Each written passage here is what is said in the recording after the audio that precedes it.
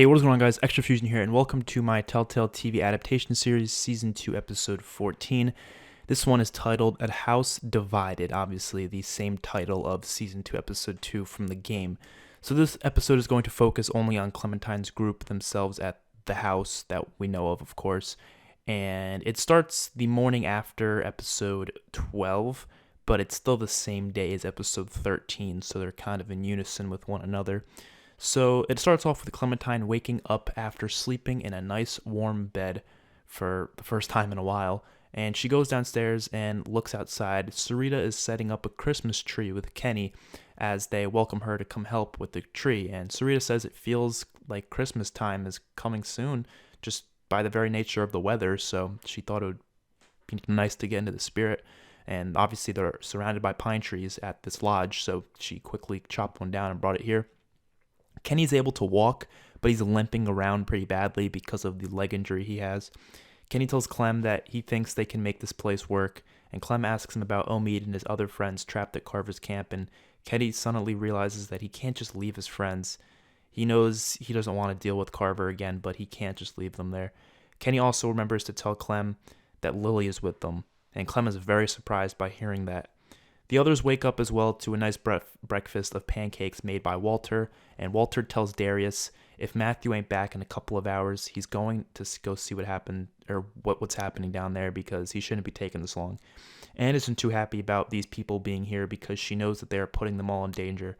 Anne speaks to Walter and Darius in private, and she voices her concerns. And Darius agrees with her, but he's kind of like, we can't just throw him out like that. And Walter is pretty imminent on letting them stay.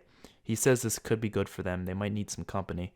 Luke speaks with his group as Clem walks over, and Luke says they'll be headed out in a day. And Clem looks over to Kenny, and she says, do they really have to leave?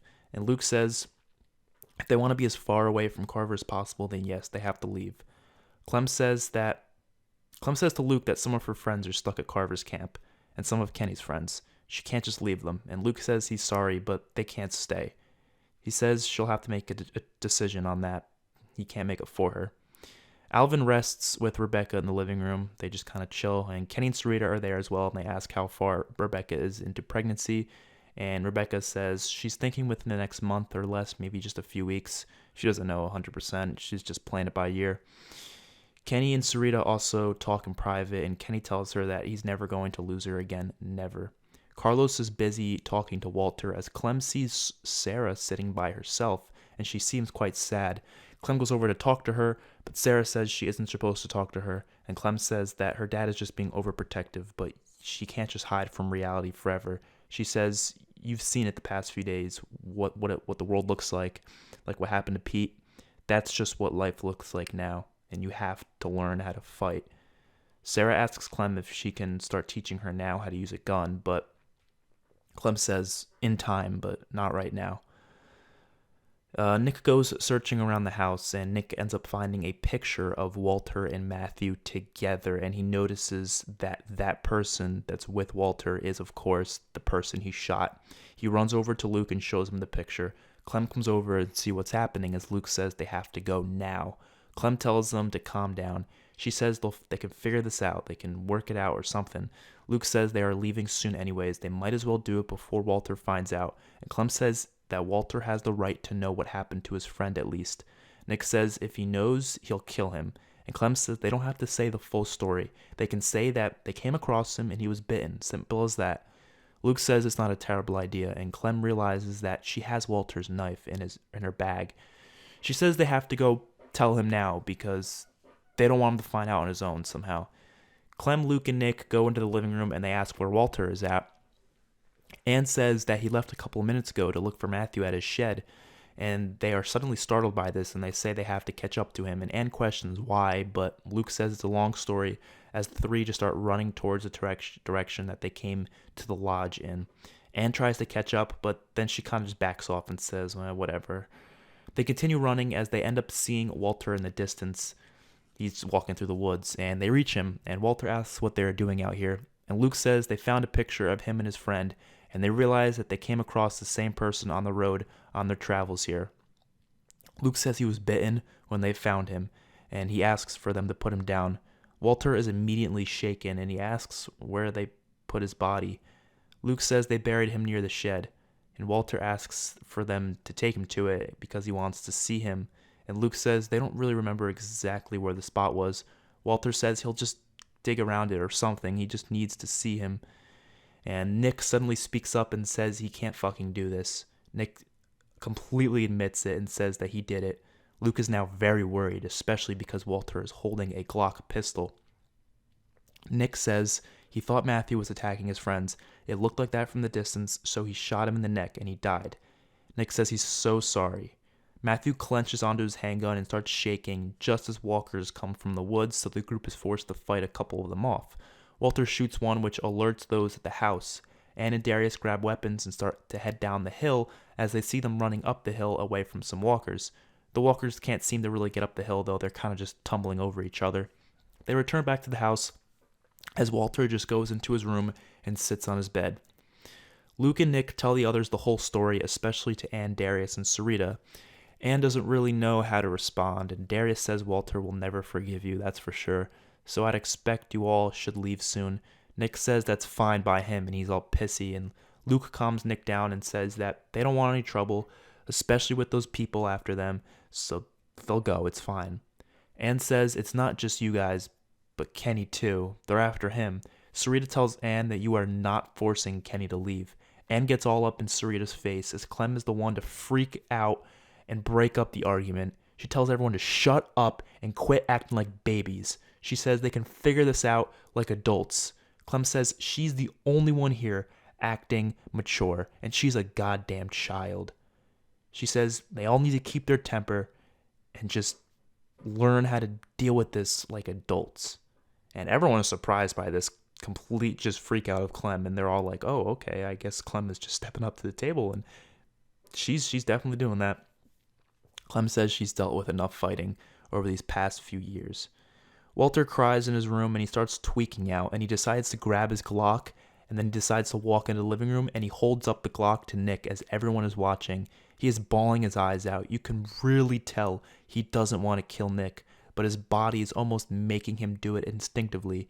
He tells Nick to just leave so he doesn't have to kill him. Luke and everyone else says they'll just go and they don't have to worry about it. They'll leave. They'll all go start grabbing their shit to get out of here. Darius tries to get Walter to calm down as Clementine tells them to wait. He tells Luke and the others to wait.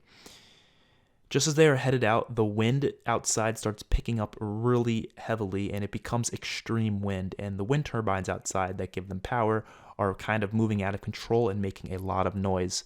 This noise attracts walkers. Carlos looks outside and sees a giant group of walkers coming to the house.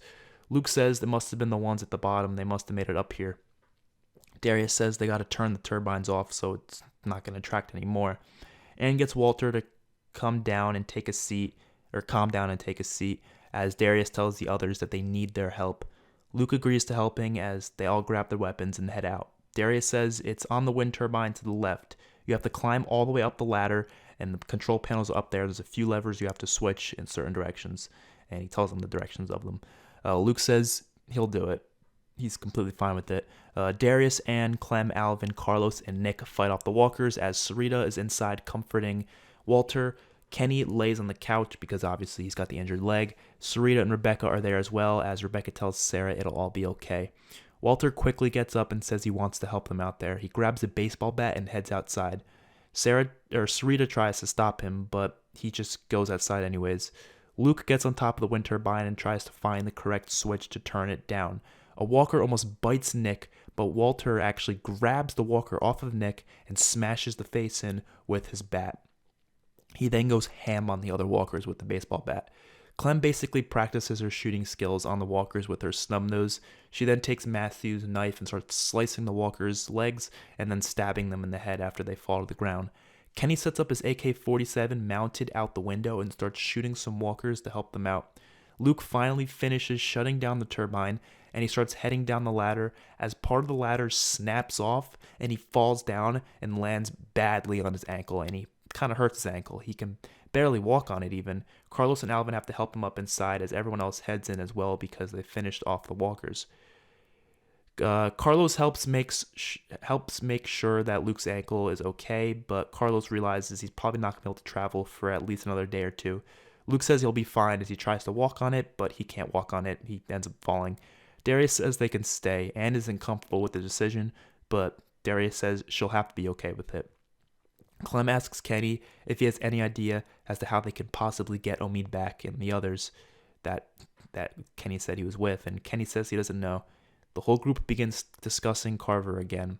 Walter, however, is outside of the house looking for Matthew's dead body under the bridge. He went all the way to the bridge and he's searching under it, trying to find you know who. And as he's kind of looking, he's kind of on the bridge, kind of on the ledge, kind of looking off to see if he can find his body, maybe on the little beach area below the cliff. Out of nowhere, he hears a noise, and Carver comes and knocks him out from behind with his pistol. Carver knocks him in the head and knocks him out. And you see Carver, some of Carver's men, as well as Lily, come out of the woods. And Carver looks around, and boom, they got Walter held captive, basically. So that is the end of the episode. Hopefully you guys enjoyed. Next two episodes, 15 and 16, are going to focus on everyone. So just know that, obviously 16 being the finale, it's going to focus on everything, and we're going to see every story.